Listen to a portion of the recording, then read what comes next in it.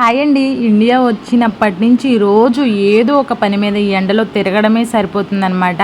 Videos కూడా నేను share చేస్తూ ఉన్నాను కదా, ఇది కూడా అదే అనమాట. ఎందుకంటే ఇవన్నీ ఇంపార్టెంట్ పనులే. నేను ఎందుకు వచ్చాను ఏంటనేది కూడా మీకు చెప్తాను, అప్పుడు అన్నీ అర్థమవుతాయి.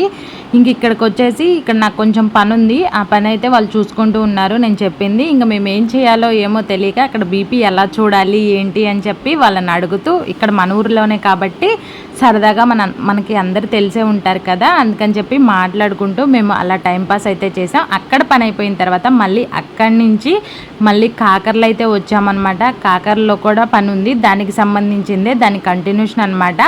ఇక్కడ ఏంటంటే హాస్పిటల్కి వచ్చాము. చూసారా ఎంత పెద్దగా ఉందో, చూసేదానికి బయట నుంచి చిన్నగా అనిపిస్తుంది కానీ లోపల పొడుగ్గా రూమ్స్ అయితే బాగానే ఉన్నాయి. బాగుంది. ఇక్కడ మనకేంటంటే ఉచితంగా కూడా చూస్తారు. ఇందాక నేను చూపించాను కదా, అక్కడ కూడా విలేజ్ వాళ్ళందరూ ఎంత బీపీ ఉంది, ప్రెగ్నెన్సీ వాళ్ళు ఎలా ఉంది ఏంటని చెప్పి కూడా వచ్చి చూయించుకుంటూ ఉన్నారనమాట. మన ఊర్లో ఉందనుకోండి కొంచెం బయట దాకా వెళ్ళని వాళ్ళు ఇలా వచ్చి చూయించుకుంటూ ఉంటారు కదా, యూజ్ అవుతుంది. ఇక్కడ వచ్చేసి మీ అందరికీ గుర్తుందా ఫ్రెండ్స్, చిన్నప్పుడు పాల ఐస్ తిన్నారా?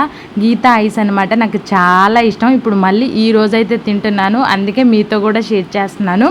మేము అది ఐస్ ఆయన పిలవకపోయినా కానీ మా మొహాలు చూసి కొనుక్కునే మొహాలే అని చెప్పి వచ్చాడనమాట నవ్వుకొని. మన పిలవకపోయినా తెలిసింది అని. ఫైనల్గా మన పని అయితే అయిపోయింది. రిటర్న్ కూడా వచ్చేసామన్నమాట ఇంటికి. ఇంకొక మంచి ఉడితే మళ్ళీ కలుస్తాను. సబ్స్క్రైబ్ చేసుకోండి అబ్బా.